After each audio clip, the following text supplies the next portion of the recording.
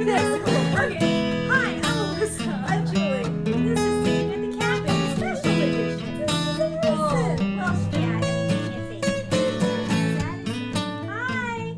Hi, I'm Julie. I'm Alyssa. And I'm Grumpy Addison. Yeah, this is Grumpy. Yeah, little Grumpy. It's not You've fair. only seen her grumpy. You've only seen her little grumps. Nah. Her little grumps. She's the best baby ever. She's a pretty cool Bobs. I call her Bob. So this is going to be the baby version, and then I'll do the stitching separately, probably tomorrow. I'll film that. So you get 2 videos. No shock, I haven't done stitching, so. Well, and some people maybe, I don't know who, but maybe some people don't want to see Babby. Some people don't want to see you. That's okay, we do. I don't think it's true. So, since she came to work for a little bit today, We did. It was fun. It was nice. I thought we enjoyed would it. do a little filming, and Alyssa can First- tell you what happened. First, peep her outfit. You see this? You see the socks? The socks are necessary. You see that? Oh, yes. So cute. Trying to get her. She got so many onesies as presents. So I'm trying to get her in all of the newborn onesies before they get too big. Small. Before she gets too big. She has a little bit of, Of course she does. just a little bit. And she's falling asleep. Just a little bit. Here you Just go. a lot of it. Here you go, sweetie. We're going to hope she falls asleep by the end of this. Okay. Uncover your face so they can see you. So they can see that grump. Boop. So tell them Okay. stuff. Tell them stuff. Tell Just them the things. whatever things you want to share about that fateful day. Day? Days. Day? Those That day? days. That one day? Those several days. Okay, so as you guys know, it's not like she came early or nothing. Oh, grumpy face. I was Can gonna say, I what have is the- the thing? Can I have the degrumpifier? Put that in your mouth. She did not come early. So we were going to appointments. Open your mouth. We're going to appointments every week, waiting for her to come or for them to say she was close, and she was never close. So they had us, look at her eyes. They had us come back at 41 weeks to do a non-stress test, whatever, to make sure she was good. And assuming she was, they would just schedule induction for later. Well, I was against being induced. So I was like, no, I don't want to do that. And they said, well, you can do an outpatient induction. So we just give you a pill, and it just like helps move things along, and you do it at home, and you come in when you're ready. I have a question about that pill. Was that a mouth pill? It Or was a mouth pill. taco pill. It was a mouth pill. I asked before they gave it to me. I said, well, what kind of a pill is it going to be? I was Mouth pill. never clear on that because I thought Yeah. with induction it was a taco pill. Most are taco things. Gotcha. This was a mouth pill. So I was like, cool, I can do that. Fine. So I went to the non-stress test. They said everything's fine. They said, yeah, you have contractions. And I said, yeah, I don't really feel them. And they said, okay, cool. So they said, you're going to come back tomorrow to do your outpatient induction. So you just go to labor and delivery, which is spooky because we had never been to labor and delivery. But I was like, okay, cool, sounds good. So then you would know where to find it when you needed it. We had already reconned, but Plan. fine. Yeah, when anything you plan does not happen. I know that. I knew that before. It went further than I thought it was going to go. It's Further fine. than all of us thought. So, we go in the next day at our allotted time, whatever. And I say, hey, I'm here for my outpatient induction. They said, cool, he can't be here. And I was like, that's not cool. And they said, sorry. He has to go. He can't even wait in the waiting room. He has to go outside. And it was 100 and something degrees. And Jacob was like, no. So he went and found a waiting room somewhere else. But they bring me to a labor and delivery room, and they monitor me for like an hour or two. And then they finally give me the pill. And then they monitor me for another hour or two. It was forever. And then they're like, okay, so actually the pill worked more than we thought it was going to work, so you can't leave. It's like, okay, can my husband come in? And they're like, no. I was like, well, that's not acceptable. Like, he has to be able to come in now. So, it took like another hour, whatever. Eventually, he was able to come in. We had to be COVID tested. I had to get blood work done. I had to get the IV in, whatever. Wait, I thought they kept you not because it worked well, but because she reacted to it. Her heart rate dropped. Not yet. She didn't have heart rate problems yet. As far as I know, to be fair, we were there for 5 days, and my memory is pretty fuzzy. But as far as I'm aware, I think it was that I had too many contractions for them to send me home. I was They pretty didn't sure think it's it was because safe. her heart rate dropped, she had a deceleration, and so they wanted to keep monitoring you. Maybe she had one. And then it wasn't a recurring problem, but she maybe had one, and then I had too many contractions. Like, too many. I really strongly remember being worried about her heart rate at the beginning. Possible. All of these are, like, based on what happened, based on the true story. I'm not saying it's all what actually happened. No, it doesn't really matter. It doesn't really matter. They kept me. And a nurse later said the fastest way to be admitted to the hospital is to do an outpatient induction. I was like, oh, okay, now you great. tell me. Yeah, thanks. So they had told me before that the plan was that you'd take one pill and then like you'd come back in 2 days if nothing happened, and you'd take another one and then you'd come back in 2 days and take another one. So I really thought nothing was going to happen. I was just going to sit here for hours without Jacob. But no, they decided to keep me. So that was a little freaky, but whatever. She won't. No, she keeps me. But I know you're going to be grumpy in a second if you don't have it. Grind teas. So whatever. They keep me. And then this is where things get fuzzy, honestly. We were there for so freaking long. We got there in the morning. By the afternoon, they had given me another dose of that medicine that they said they'd give me every 2 days. So that seems suspicious, but whatever. They gave me another dose of that stuff. And then I think still nothing happened. I mean, they kept checking me and they're like, you're like a fingernail dilated and nothing else is happening. And Jacob's having to keep us all updated because we can't be there because of the hospital rules. Right, and I'm not really texting because I don't know what I was doing. I mean, I guess. I mean, at some point, the contractions got painful. I'm not sure when. It wasn't really the contractions that were painful. It's just that my back hurt, like, really bad. And this whole time, I thought she was face up instead of face down. The whole, like, for weeks, I thought she was face up and not face down. But no one would tell me yes or no. And then I was having a really bad back pain that, like, never ended. Like, I didn't feel the contractions, really. It was just, like, constant pain that Jacob, even with, like, pressure and stuff, couldn't really manage. And so at some point, somebody was doing an ultrasound again at some point. And I asked again. I said, hey, is she face up? And he literally said no comment. And I was like, no, I need you to come. Like, I'm pretty sure she is. Can you just confirm? And he, like, was like, well, you know, she can move. So I never got an answer, like, until she was face up.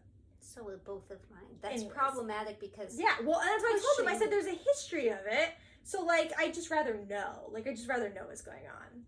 No comment. Weird. So, believe me, it causes problems. now, I asked Jacob the other day, I said, did they start Pitocin then or after I had an epidural?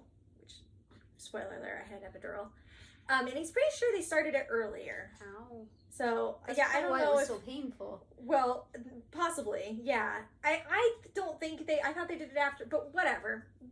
At some point, Pitocin was started. And at some point, the contractions and the back pain were so bad that I said, okay, I want the epidural. And the nurse did make me feel bad because she's like, you're not even at 1. Like, I said, I know you don't want to do it when you're not dilated, but, like, I can't. Like, I have reached my point, whatever. They did give me pain meds, injected at some point. That was great.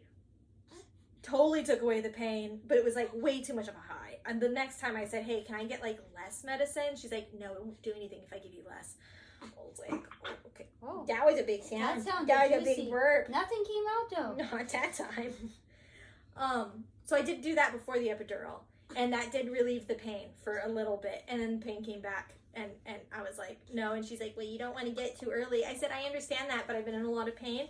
And she's like, yeah, as a woman, I'd say you should definitely get it now. I was like, well, then as a nurse, why are you being such a jerk face about it? Like, I know that you don't want to do it before too early, but, like, I'm having back labor because I'm pretty sure she's upside down and you just won't tell me.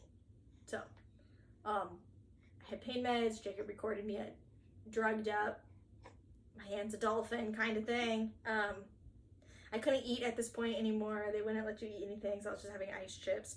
And then eventually the epidural guy came in, and I was in a lot of pain, and he kind of rushed through it kind of quick, and the whole time I was super worried about the epidural because I didn't want them to mess up and, like, paralyze me or whatever. Numb legs. Yeah, and he's like, I'll warn you before you can't move. Like, when I'm getting to this parts of, like, you can't move. He did not. He was just like, okay, I'm numbing, I'm doing this, I'm doing that. I'm like, cool. He's like, I think he said, like, don't move. And I was like, okay. And I, like, went to inhale. He's like, don't move, and done. And I was like, okay, are you done? Or are you not done? Can I move now? Like, it was all very confusing.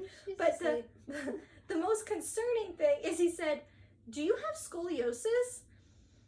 And I said, I don't think so. He's like, Did you miss? Well, I don't know. I had Jacob look at my back after. He's like, you do have like a little, but they check you in school and none of my doctors had ever said anything. So I don't know. Maybe I have scoliosis now. Maybe the epidural gave you scoliosis. Dude, I don't know. But I didn't feel anything in the epidural. Not a thing. Not a single thing. I think because he did it fast and I didn't know what step he was on. The pop. I didn't get a pop. I didn't feel the numbing. I felt nothing. There was suddenly, choking. There's suddenly an epidural there. I don't know. And the epidural straight too. Legs went numb and they are still numb today. So only one. Were you touching my leg? Couldn't tell. But the epidural was great. We dragged you up the stairs for this clonk. Just kidding. You won't see me stand. I just sit now. No, it's fine. The epidural is fine. But my leg is numb. And again, everything kind of goes fuzzy after this. And I don't know if it's because of the epidural or the pain meds or it was just hours of waiting. I don't know. The next thing I remember, and this is probably day 2, maybe midnight of that day. Day 2, I don't know. It's something. Just keeps. I know. I'm like trying to keep her so that people can see her, but like, They've know how seen she it. is. You can. Mush a little. At some point, I'm at like, Jacob thinks an 8 or 6. I think 8 centimeters dilated. Whatever. 6, 8. They're checking again. You were 5 for a long time, and then like 5.5, and then you were 8. You like just jumped to 8. Okay. So and then do you you were, think like, they broke my 8.5. water at 8? Because I thought they broke it at 8, but Jacob said 6. I think they broke it at 5.5. Whatever. They say, hey, your water's just like sticking out here. We can just pop it. And I was like, I'm a little nervous about that too, because, there's all kinds of things that can happen. You don't want to do it unless you're ready. But also, I was completely numb at this point. I couldn't feel anything they were doing to me, so I was like, kind of don't care at this point. You've already done the interventions I didn't want. I've already had Pitocin. I've already had the medicines. I've already had the epidural. So like, whatever. You do whatever you want. And so they said, okay, we'll just reevaluate in like an hour. Came back in an hour, and she's like, yeah, I'm going to pop your water. I'm like, okay. Barely felt it. Cool. Yeah, whatever. Pop the water. That's not the interesting part. The interesting part is that they continue to monitor her, and they're like, hey, her heart's doing weird stuff now. I think she's under too much pressure because of we broke her water. Like, there's just too much pressure now. So we're going to have to put water back. Not the same water, mind you. Well, I don't know. Probably. I have done. I have been a part of a lot of mom groups for a long time, and I know a lot of the things they do. I had never heard of them putting water back. I hadn't heard that happening to anybody. I didn't know they could, but they shove a catheter in there and then they pump water in, like through another IV. Didn't know that was a thing. Now, meantime, now they're upset with her decelerations because it's like her heart rate will drop a little bit during a contraction, which is normal. But then once the contraction is over, it dips below the happy range and then it comes back. And they don't like that. That makes them very nervous. Very nervous. I had very nervous people. This like the middle of the night on like day 2. Possibly. It happened for a long time. And they'd have me like lay on a certain side and use a peanut ball and like whatever. And then she'd be good for like hours. And then like all of a sudden not fine anymore. So they'd have me move again. So I think it was in between movements they decided to put water back. I don't know. And then they continued moving me and whatever. And it got to the point where no matter where they moved me or how often they moved me, the deceleration would happen. And all it took was 1, and they'd be like, no, you need to move. Like, this isn't acceptable. We had one doctor come in and say that it could be that her, I don't remember, maybe they said something, she could just be like grabbing her umbilical cord. It could be as simple as that, or it could be that something's like kinked, or that it's like squishing the placenta or something. And then we had somebody else who said the complete opposite, who said it's definitely not that, but that it could be that a part of the placenta's not functioning fully. Whatever. We had people telling us different things. But they basically said if it continues, you're going to have a C-section. Especially because labor with her might take a while. It might take like 6 hours. I was like, oh, why? Is it because she's upside down? And they're like, yeah, she is sunny side up currently. But at 8 centimeters, they said, but she could turn around. I was like, girl, she's not turning around. Wedged in there. Yeah, there's no, I don't think so. So I was like, yeah, if it's going to take, a really long time, whatever. Okay. So now the interesting part happens no. She ends up having so many decelerations, they freak out, and they turn off the Pitocin, and they actually give me a medication that stops all contractions. They said, you're done, you're going to have a C-section, which sucked. And we had to, process that and, accept, okay, we're probably going to have a C-section, which is, the last thing we wanted, but they're not giving us an option here. Whatever. So they stopped all contractions. And then, my abdomen's really hurting. I still have the epidural going, full force, right? And actually, I think they even gave me a booster to the epidural at some point, but I don't know why they even would have done that. I don't remember. They did, though. They had the anesthesiologist come in and give me something through my epidural line for extra pain relief. Maybe because I felt a lot of pressure, but that, was because she was flipped, so it was, back pain pressure. Hardly remember that. Just remember that just now. They didn't even tell me what that medication was, or side effects, or anything. They didn't tell me anything. They just said, do you want us to come in with the anesthesiologist and give you more? And I was like, well, maybe. They're like, okay, well, he'll come in and explain it to you. And then he just came in with the needle and said, okay, and then put it in the thing and then left. That was it. Weird. Okay, so I have no idea what medication I got, but it was extra pain meds for my epidural. Anyways, they stopped my contractions. My abdomen was hurting. I had bad upper, mid back pain. And then my ribs started hurting. And, no matter how I laid, it was, really hurting. And I couldn't figure it out.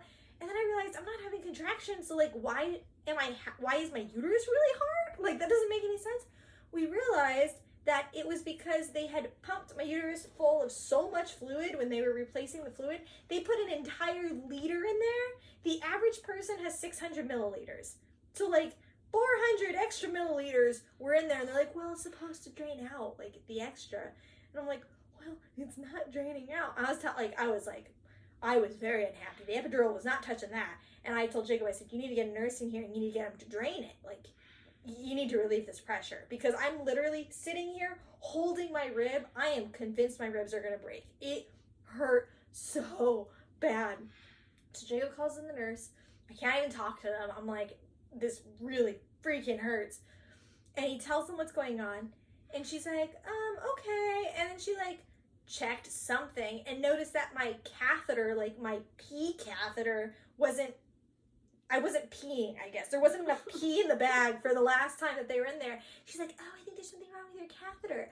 And I'm sitting there thinking, I don't care. That's not why I called you in. That's not the right That's call. not, I don't care. I don't care.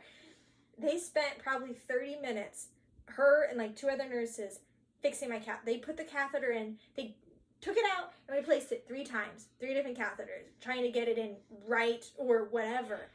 And I'm like, stop. I don't care. And then they left. And I told Jacob, I said, when they come back, or you have to call them back. Something has to happen. You have to get this pressure relieved, because I'm going to die.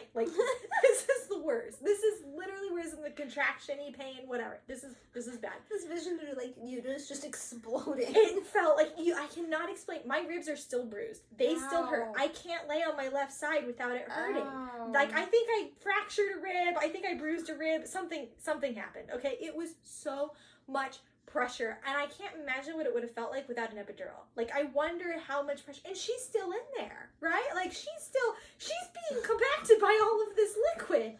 So, I don't know if the nurse comes in on her own, or we have to call her again or if she brings this other woman with her, but she seems to bring a more doctor woman with her this time. And Jacob's like, so can you relieve the pressure?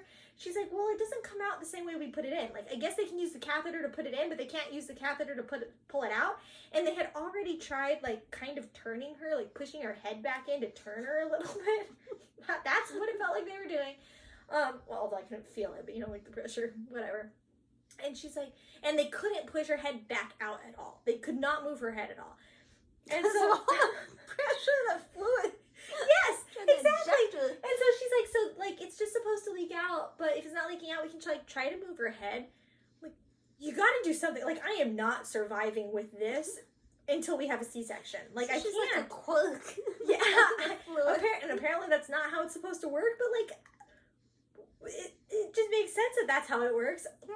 Whatever. She comes in with this doctor lady, I think, and the doctor's like, oh, your abdomen's very tight. I'm like, yeah, and I'm not having contractions, so this isn't a this is just how tight it is. She's like, how much liquid did you give her? And so the nurse is like, well, the whole bag or whatever. And she's like, oh, that's a lot of fluid. I was like, yes, I think this woman understands that. Like, she's like trying to be nice about it, but she's like, okay. She's gonna pop. She's like, well, let's try to relieve some of this pressure. I was like, good, do it. She's like, don't worry, there's gonna be a little pressure here. I'm like, I can't feel anything. Like, down there, I can't feel anything. Just do whatever you have to do to relieve this dang pressure. So she does. Water literally squirts across the room. Literally. You can hear it splashing on the floor. I see the wall. Not quite. But I was like, thank you. Like, thank God. Later, they actually relieved even more pressure because I couldn't get all of it out. Whoa! Oh, bless you. She's one. Okay, bless you. They couldn't get a lot, but they could get they got a lot of it out, and it felt so much better. But later, they were doing something else, or they were trying to relieve more pressure or whatever, and I think they were just pushing on her. I think they were just trying to do something. I don't know, but they were pushing on her, and I was literally sitting here pushing on my uterus so more liquid would come out because it like still hurt, and so I'm like incognito sitting here like shove every time I felt them push to like try to get more liquid out. Yeah. Anyways, it was through this whole process they found out she had pooped inside me, which I don't blame her for being under so much pressure. It probably like enemaed her. I don't know. Poor baby. Poor babe. So that crisis was averted. I was no longer filled to the brim with fluid. We were waiting for a C-section. We were waiting for 2 or 3 hours. Again, this was the middle of the night. And my nurse comes in and she says, okay, we're going to start Pitocin again. C-section? I was like, why? Like, I didn't ask, but I was like, okay. She's like, yeah, you're like at like a 9 or whatever, so we're gonna try to get you all the way there. I was like, the doctor before seemed like very adamant we were doing a C-section, and like very soon, like Jacob packed up the room, so like, but like if we can have her regularly, like fine, I'm good with that. So at home, we're getting updates like very little. Bad things happening, need a C-section. And then we're good to go. No, right. Need a C-section. We need a C-section. Yeah. Nope, we don't need a C-section. I mean, we didn't know what was going on. This is day 2 and we're all on edge. Yeah, and they just weren't really telling you much. So we're just like, okay, so we'll have her, vaginally. We'll try it, whatever. They give me more medicine. She's doing okay. I get to a 10. And then we actually pushed for like an hour, which was a fun experience. Couldn't feel it at all. Not super fun with heartburn because every time you push, you feel like you're going to spit up a little bit. There's nothing you can really do about that. I was so freaking thirsty at this point. So freaking thirsty. You could get a liter of water. I know. Yeah, or fluid of some sort. All I could have were ice chips, and I was so thirsty. So thirsty. So we pushed for like an hour, and then she's all of a sudden, like a doctor comes in, and the nurse is like, we can't do this anymore. You're going to have to come in for a C-section. We're going to have somebody come in and consult you or whatever. And The doctor said that? Or okay. The nurse? Someone. One of them said it. Confused. So the C-section lady comes in and she's like, okay, we're going to have to do a C-section. I was like, okay. And so they're completely ignoring Jacob, but Jacob starts asking questions like, do I follow you? Are we coming back to this room? Do I need to bring the stuff with us? And she's like, oh yeah, you're going to have to bring the stuff with you. You're not coming back here. And he's like, okay, like, where am I going? And they're like, oh, and you need a gown and stuff. Like, you need to get, like, your gown on and whatever.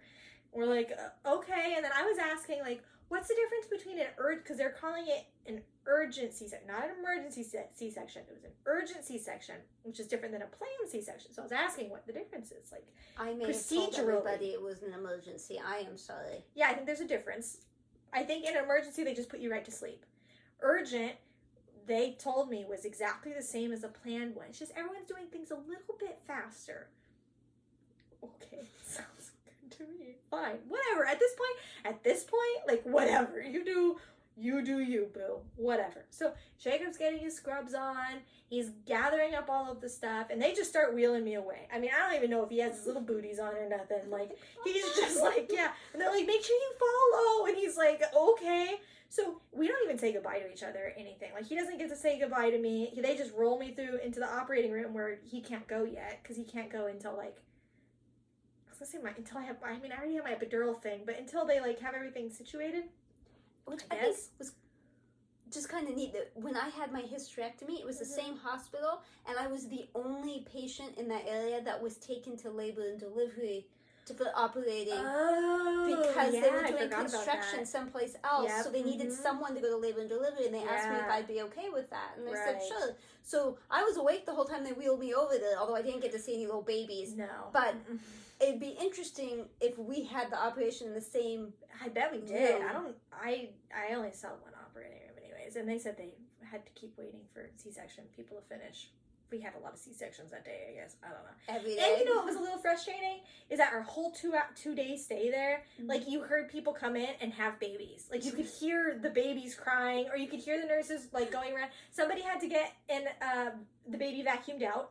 So somebody did have to use a vacuum. I had to do that, both of mine. Somebody else, they were worried they're going to have to do an emergency C-section, but they got her out. It was fine. People kept coming. We were there forever. Just forever. And it's just that everything they did, it just ended up going wrong. I feel like if you had just waited, like, I know it's not your fault in any way, shape, or form, well, but if they hadn't tricked you into that. I thought it was a nice compromise of an outpatient induction. Like, I'm listening to you, but, like, we're going to do this at home. Yeah, they I think it was called Psytech, maybe. So, if the doctor offers you Psytech, I mean, it's not like it was bad. Like, it didn't, like, hurt me directly. It's just, like, we weren't ready, I don't think. I don't think his cervix was ready. My cervix was not ready. It was not ready for what was coming at it. So, they wheeled me into the operating room. Very anxious at this point, because you know my biggest fear is nausea and vomiting. So I immediately, the anesthesiologist introduces himself. I say, hi, I am afraid of nausea and vomiting, so if you can please give me anti-nausea meds, that would be great. We got like another 15 minutes. Sorry about that interruption. I don't know where I was. Try to leave the door in so people know, like, I didn't just say something stupid. Right. Something happened. Something came in. You immediately said, hi, I'm... The anesthesiologist said, hey, I'm blah, blah, blah. And I said, okay, great. I'm afraid of nausea and vomiting. I need anti-nausea medicine. Because the doctor and multiple people before had told me, let them know, and they'll give you a patch behind your ear, and they'll give you extra Zofran or whatever. This guy said, okay, well, that's kind of a part of labor and delivery, is you're probably going to be nauseous and throw up. That's not true. And I'm allergic to Zofran, just so you know. I had it multiple times and it was okay. So apparently I'm not. Because I had Zofran this whole, like, 2 days. Pretty much anytime they went to give me more medicine of any kind, I said, can I have some Zofran? They're like, sure. Zofran makes me more nauseous, more vomitous. Which is another fear of mine. And way dizzy. Mm-hmm. Yeah. So, his response wasn't helpful. Did he give me any nausea medicine? I don't know. But his response was not relaxing. Meanwhile, everyone else is rushing around the room. They're like, we're going to be talking about you a lot. Just relax or whatever. They're like, this is our patient, 26 years old, whatever, blah, blah, blah. Saying all the things. Setting everything up. They put the sheet up. They put the sheet in between you and your belly so you can't see anything. They literally laid it across my face, like, while they were setting it up. I kid you not, I had the sheet over my face for, like, a solid 2 minutes. And I'm like, this is great. I have a lot of confidence already. I'm slightly claustrophobic. That probably would have made me panic a little bit. I had just just read that they tie down your arms during a C-section. Oh, no. Which was another reason I didn't want to do C-section. I asked Jacob after, I said, did they tie down my arms? Because I don't remember. I think I was like too, like, kind of in shock that I didn't notice. He says he doesn't think so. And I did reach up and touch her hand later. So one hand was definitely free. But I'm not they sure. untied it real quick. Yeah, I don't know. I don't know. My hands were somewhere. Anesthesiologist was back here. He's pumping me full of cold liquid. He's like, it's going to be cold. I'm like, okay, cool. And then he's testing to see how numb I am. So he has an ice cube. No idea where he got an ice cube. He's holding an ice cube. And he says, okay, I need you to tell me, like, I'm going to put it on your arm. Like, you feel how cold it is, right? Yeah, it's an ice cube. And he's like, okay, I'm going to do it on your abdomen. You tell me when you can feel it, right? So, like, I can feel the pressure as he's down low.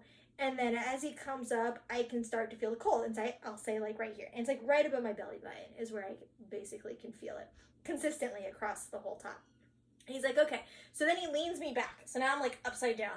And he's like, we're going to, like, this will help the... Clean the teeth. Basically. Felt like that. Felt like this will help the medicine come down, you know, towards your chest. I was like, cool. And you can feel it. You can feel the cold, like, creeping down. It was really weird. And then I couldn't breathe. And I said, I'm having trouble breathing. That's what happened to me. No, I didn't have a C-section, but when they gave me, with you, when they gave me the epidural, I told Dad, I can't breathe. He had to go get a nurse and come in, and she had to go get the anesthesiologist. Yeah. And I guess they had put it in wrong. Right. And so it had flowed, like, everywhere, and I couldn't breathe. And it was so scary. Well, so thank you, because, like, nobody believes me. Another funny story. They give you the epidural, and they give you the button. Mm-hmm. So when you want more, you push the button. I don't think I had a button. Okay. Nowadays, they give you a button. So that way it pumps more whatever when you need it. So you can hit the button when you need it. And it's not nurse controlled. They have, like, a limit to it so you can't overdose. But, like, whatever. So you hit the button. I kid you not. For the first 12 hours I had that thing, they gave me the wrong instructions. They said you just, like, hit the button, and then, like, it'll work. And it always made, like, a psh sound. No.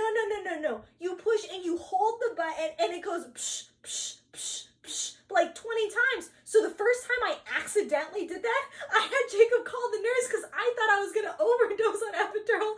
Like, it just kept going and going and going. And I went, oh my God, I'm going to get all of the epidural in my spine and I'm going to die. And the nurse came in and she's like, no, that's what it's supposed to do. So then we went through this whole thing about how before when I was hitting the button, it wasn't doing anything. It wasn't giving me more epidural. Nothing was happening. So if you have an epidural and you have a button, press it real hard or until it's doing it multiple times where you think you're being overdosed. Because you're not. You're fine. But it's not working unless it's going psh, psh, psh, psh, psh. Funny story. So, anyways. Funny now. So, not funny then. I was upside down and I told him, I said, it's getting hard to breathe. He's like, that means it's working. Which I disagree with. I don't think so. In my case, they came back because it wasn't supposed to do that. No, he's like, that means it's working. Like, I understand what he was trying to say, but also, it was getting hard to breathe. He must have leveled me flat again. I don't know. And I think at this point, Jacob was able to come in. I vaguely remember, like, maybe saying hi, but I kept my eyes closed because the medicine makes you kind of dizzy, and I was like, I didn't want to see anything, and like, I was already kind of like just trying to be calm, trying not to be nauseous, right? That's like my goal. And so I think I noticed Jacob was there, like, hi, yay, I'm glad you're here. And they started working on me. They started doing the stuff. And this is where I'm going to give you, like, just kind of like a warning. If you're, like, going to have a baby soon, maybe just skip this part. Skip this. I survived. I would still do it again. It was fine. But it sounds more dramatic when I talk about it, okay? So. That was a trigger warning. Yeah. So they start working on me, and I can feel the pressure, just like how everyone says. Everyone says, oh, you'll feel the pressure. And I understand that. And I could feel the pressure. I could tell they were cutting the top layer of my skin. Fine. Then they went for the second one, and I could feel that more, and I was uncomfortable. Like, kind of at the dentist when you're trying to decide whether or not to tell them you want more numbing medicine, because it kind of hurts when they give you the shot, so you don't really want to do that. Like, if you can tough it out, you'd rather just tough it out. So I was like, kind of at that point, I was kind of going like, I can kind of feel that. And I think at that point, the anesthesiologist said, if you can't handle it, we're going to have to put you to sleep. Okay, sure. Yeah, like, okay. Can you handle this? Let's try it on you. But then they started playing the claw game, I think, and I didn't realize this until Jacob and I were talking about it later, where they were probably retracting things because all the pain was up above my belly button, and it felt to me like some claw monster was digging in and ripping across my abdomen, methodically going across.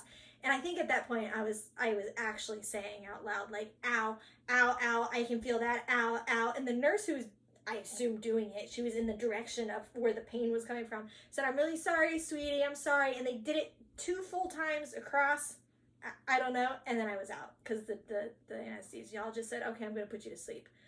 And I was like, fine, like, I can't deal with, I could feel everything they were doing at that point. I could feel the deeper cuts down below. I could feel the claw game going across my abdomen. I didn't want to be awake for that. So I guess they put me to sleep. I don't know. I remember nothing else. Except I remember, I guess she was born. Jacob got to be there. They took pictures and stuff. And then Jacob was holding her, and I guess I started to stir, and he noticed I was waking up, and so he got closer, and he's like, Alyssa, like, look, she's here, like, look at her, and so, like, I opened my eyes, and I could see her, and I, like, reached out and, like, touched her hand, I think, because, like, obviously they couldn't put her on me or whatever, and I was like, oh, yay, strapped. I don't know, but I touched her, he got her close enough, or I reached out far enough, whatever, I know I touched her hand, and then I think they gave me more medicine and I knocked out again. I don't know. I woke up in the recovery room, which was a really weird, kind of looks like they just repurposed a nursery, because there's like nursery beds in there, and there's just like 2 recovery beds in there, and there's just like a desk for like watching us. It was kind of weird. I don't know. But I woke up, Jacob was still in scrubs and he was holding her, and that was like super sweet. That was like the moment I got to see them, because I didn't get to see her be born. I didn't get to see her or hear her first cry or anything. So this was like our little meeting moment, and got to hold her. Did my first breastfeed in there. They gave me more ice chips, which is great. And actually, I think they gave me a little cup of water too, but they warned me that you might get really nauseous if you drink it. So I was like really scared to just like start drinking water. And then they eventually brought me to an actual recovery room, where then we were there for 3 days. So, no particular reason. No particular reason I can remember. I mean, my legs were really numb, and it took full 24 hours to be able to get out of bed because they were so numb. They would not unnumb. They had massagers on there and everything. I know initially Jacob told us it looked like we would go home the next day, and we were all shocked. Yeah. But then it turned after C-sections, their policy is they try to get you out within 24 hours. And then he told us your legs were too numb, so you couldn't leave. Because I couldn't get up, so they couldn't remove the catheter, so I couldn't use the restroom. I couldn't prove to them that I was fine. And then the next day you was supposed to leave, but they just never did the paperwork. I think it was because they did blood work in the middle of the night and saw that I was super anemic, and they didn't want me to leave because they were afraid I was going to pass out and die, and they weren't sure. Fix you, it was borderline whether they were going to do the iron transfusion or not, or infusion, whatever. And the doctor just never made a decision, and then I guess just decided, if you're feeling fine-ish, then you can just leave. So, it took forever to be able to stand and walk because of that. Also, I don't know if it was because it was an urgent C-section or what, but like, this situation hurt pretty good whenever you moved or whatever. It was hard to sit up. So taking care of her, like, would have been impossible had Jacob not been there. I cannot stress enough. If you take one thing from this video, it is how awesome my husband is, because he did it all. He is still doing a lot of it. He did it all while we were in the hospital. I fed her. That was it. He took care of everything. He ordered our food. He changed her diaper. He was there the entire time. He left, I think, we were there for more than 100 hours at the hospital, and he left no more than 3 times to go get himself food. He mostly subsisted on snacks, and the hospital does not feed husbands, like, to the room.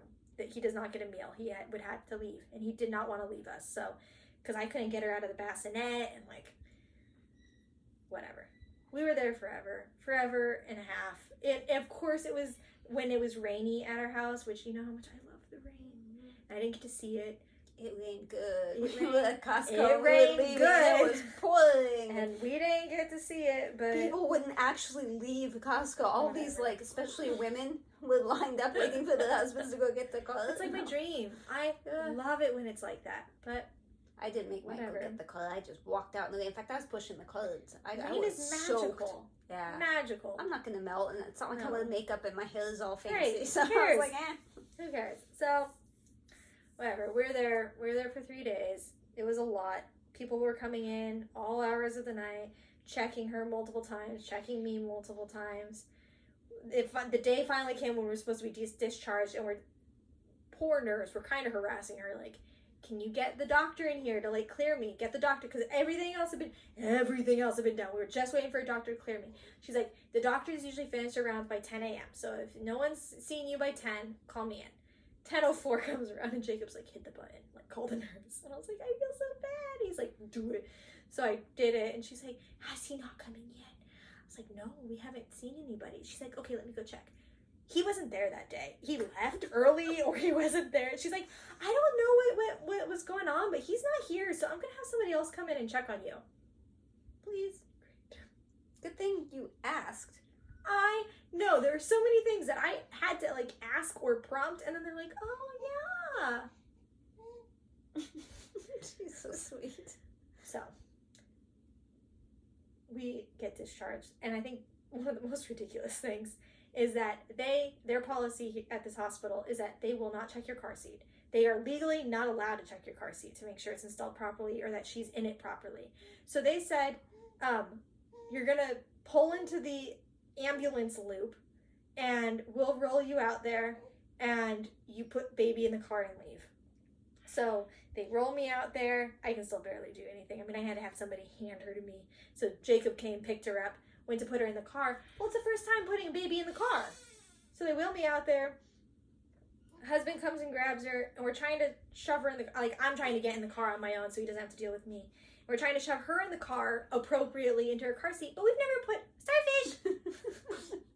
We've never put a baby in a car seat before. Eyes pop open. Mom's always yelling starfish. Well, when you go like this, it's a starfish. So we get her in the car seat, but, like, not well. Security walks up, they're like, what are you doing? And they're like, oh, you have a baby. And we're like, yeah. He's like, well, you know, this is the ambulance lane. We're going to need you to move, like, as soon as you can. And we're like, we know. But labor and delivery says this is the only place you can do it, and there's no one available. No one's allowed to help. So, like, we're just trying to make sure she's safe. So we, like, buckle her in to the best of our abilities just to drive to a parking lot. So that way we can appropriately get her in this car seat, which I think is ridiculous because you should be making sure your little people leave that hospital safe. Back in the day, they used to check. I mean, Yeah, they kicked you some out pretty hospitals quick, do check. They make you bring they the car check. seat up to make sure You that, didn't have to bring it up, but the nurse came down when they bring you down when there. they pushed It you wasn't down, even a nurse and they checked. that rolled me out. They had volunteers, I guess, which was Mhm. fine. But, like, the volunteer came in. She's like, hi, I'm here to, like, bring you downstairs. And I was like, okay, great. So, like, I crawl my way out of bed and I go sit down and I said, oh, look at that tongue. And I said, oh, look at the tongue. And I said, can you hand me my baby? Because I can't pick her up and then sit down on the thing. She's like, oh, yeah. She walked over the bassinet. She's like, starfish. She's like, I've never held a baby before. I was like, okay, cool. Please hand her carefully. Like, it's fine. It's just weird. Support the neck. Yeah, it's just weird. So, anyways, we finally get home. It was really nice to get home. All the family met us at home. We had, like, a little family We day didn't of meet meeting her. you at home. Okay, Jacob's family met us at home. They were And then they came that night for dinner. And since then, we've just been a little happy family. She's 3 weeks and 3 days old, I think. She's born on the 10th. Yeah, and she's this born is on the the 10th. 4th. So whatever that makes it. September 10th is her birthday. 7 in the morning. Yes, my darling, yes. And she's been an angel baby. Honestly, I think probably one of the easiest babies you could ask for. It's been a joy. It's disgusting is what it is. Yeah. It's completely She unfair. sleeps pretty good at night. We wake up 2 or 3 times. She goes right back to sleep almost every time right after we feed her. We feed her after I feed her. Those eyes. Oh, yes. We started awake and we're ending awake. Yeah, she's just gonna eat my hand, huh? You just get nipples. That's okay. Yeah, she's a baby. That's what I got. That's what I got. I feel a lot better now. I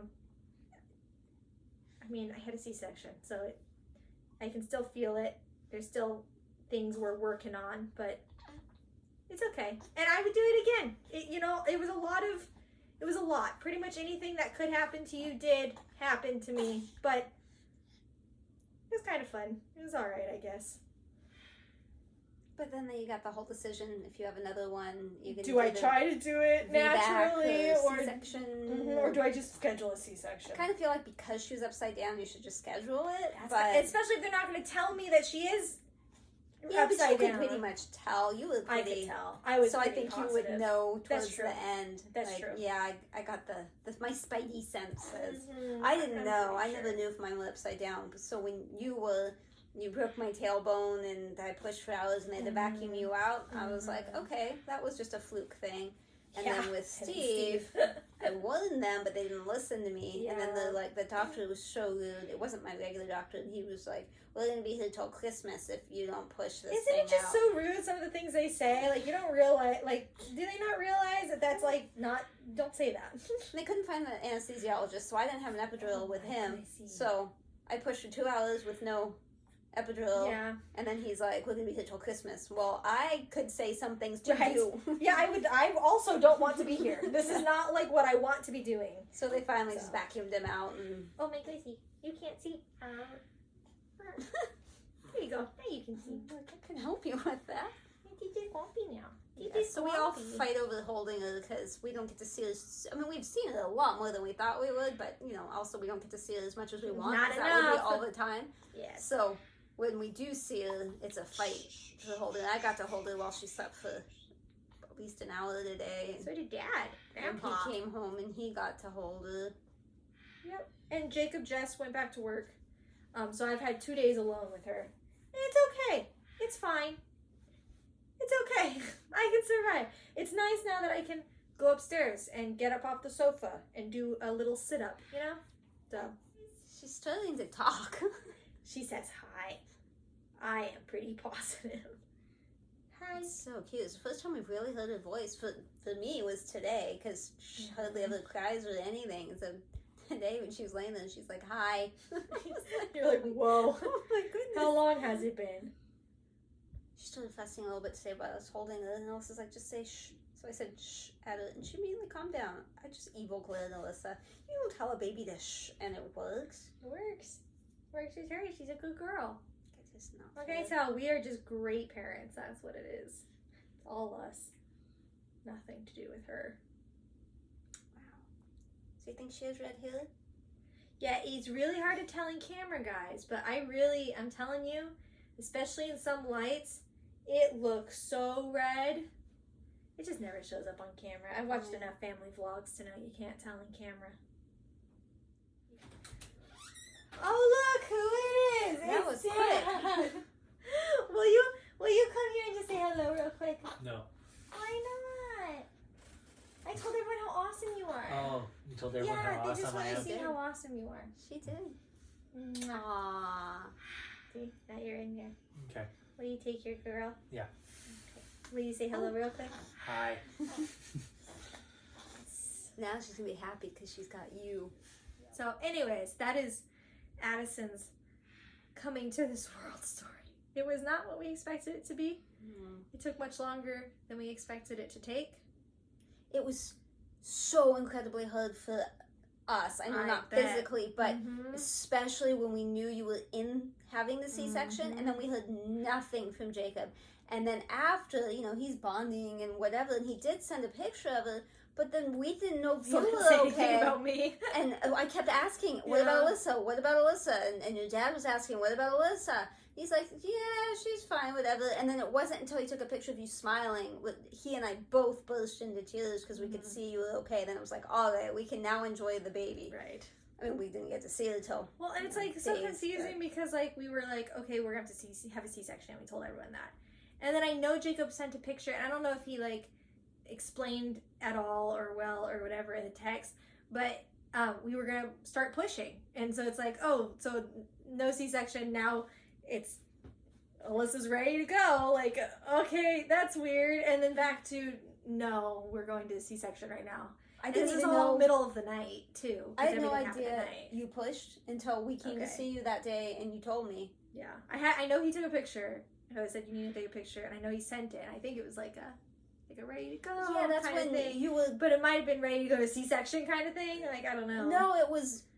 We're back on track for not having a C-section, and you did the thumbs up, and so we're like, cool. And then hours passed. Gotcha. Well, I was pushing for an hour. We didn't know that. And then back to last we heard you were at 8.5, and then woo, we're not gonna have a C-section. It's just like a lot. C-section. It was a lot of nothing happening, but it's not like we were bored because it was a lot of nurses coming in, and you have to move positions. You have to change positions and trying to get the epidural thing to work, and it's just like a lot of busy stuff that it was just so many hours and days of, I don't know. But now every time we get in the car and drive north, like, I literally feel like we're going to the hospital, and it's weird because I keep telling Jacob, like, I would do it again, like, it's fine. It wasn't fun, but I would do it. It wasn't that bad. But, like, we get in the car and start driving north, and I feel like we're going to the hospital, and, like, I have, like, flashbacks of, like, everything that happened and stuff. So it's, like, I must have some level of, like, kind of PTSD, like, a little bit. Like, just like a sprinkling of, like, I didn't have fun, So every time we drive north, I think about it, like, oh, remember that happened. Oh, it's kind of weird, but. I hated that hospital I had Steve at. With a passion. It was terrible. And for a good 2 years, because we had to drive by it to get home often, and for a good 2 years, I wouldn't even look at it. I would turn my head and look away. I was so traumatized. It's kind of weird how I guess how your memories work. It's just like a weird, I don't know, I wouldn't call it quite memories. It's just like it's not quite emotion. It's not quite memories. Yeah, it's just feeling. Like you feel. Yeah. Ugh. Yeah, I kind of have that feeling a little bit. I wouldn't say it was a bad experience. Okay, I'd say it was a bad experience, but I wouldn't say it was, like, a really bad experience. I was never fearful for my life. I was never in, like, bad pain, like, I'm going to die pain. I was in pain. But I thought you were going to die. I knew I was going to be in pain. So, like, I think that, like, negated it. I don't know. Every checkup now that we go to and stuff, I get, like, a little bit, like, don't admit me to the hospital. Like, I'm afraid they're going to keep me for something. Oh, and my legs are numb. Yeah, so the top of this leg is completely numb. I can't feel the top of this thigh at all. And I haven't told the doctor because I don't want them to take me back to the hospital or yell at me or something. And then the bottom of this foot also gets kind of weird, numb, tingly. It's probably safe to tell them now they're not going to stick you back in the hospital. That's kind of what I figure at my next appointment. Like you said, if they give me another appointment, which is another issue, but whatever. I'll mention that I don't have feeling. But I mean, I can use my leg totally normal. It's just I don't feel it if I like scratch my leg. So if you have any questions, yeah, feel free to drop them below. Eventually, I will be back to the normal FlossTube. I just not yet. I'm not back at work yet, except for today. I'll do a stitching update, hopefully. I stole her stitching update day. I don't care. I'd rather see you than sorry. So I'll try to film it tomorrow. I don't know when I'll be able to edit it, but she's been doing a good job of editing. Aw, thank you. I approve. You've been a good mom. Oh, thanks. Although when people say mom, I get confused about which one of us. I still call you mom, so. And I sometimes still call my mom. So if we're all around, I'm like, ooh. Holiday. Christmas time is going to be crazy. So, y'all enjoy your whatever you're doing. Weekend. If you're having a baby, I hope you have better luck. I'm sure you will. That's it. I'm sure you will. Oh! Duh! Biggest thing. The reason she was having the decelerations. Turns out she had the cord wrapped around her neck. That's why it was urgent. That's why it was urgent. I didn't know, obviously, when they were doing the C-section because I was passed out. But Jacob told me after that they pulled her out and said that the cord was wrapped around her neck. So every time there was a contraction, it would constrict a little bit and it was causing her some stress. So whether I would have been able to have her vaginally if I had insisted, like I probably maybe could have, something could have gone more wrong. Like, there was a reason. C-section was probably a good idea, I guess. But Yeah, which again, we were not surprised by because all the ultrasound pictures we had of her there was a cord like right here. You just couldn't tell if it like went all the way around or not, so not surprised. That was an important fact. Yeah, yes. So, yeah. You remembered. No one stuck around at this point. Yeah. But that was the two important. of you still here know. Yeah. Spread Yeah, the no, word. that's why it was urgent. So, okay. But they didn't know that before they did it. Which is weird. Seems like they could just ultrasound and see. But whatever. We're done. Comment. We're done. No comment. No comment. Weird experience. It was fine. That's what happened. Baby's here. We're mom lifing it up. Thanks for watching. Thanks for watching us. Bye. Thanks for tuning into this special episode of Stitching on the Cabin. Bye. Goodbye. Bye. Bye.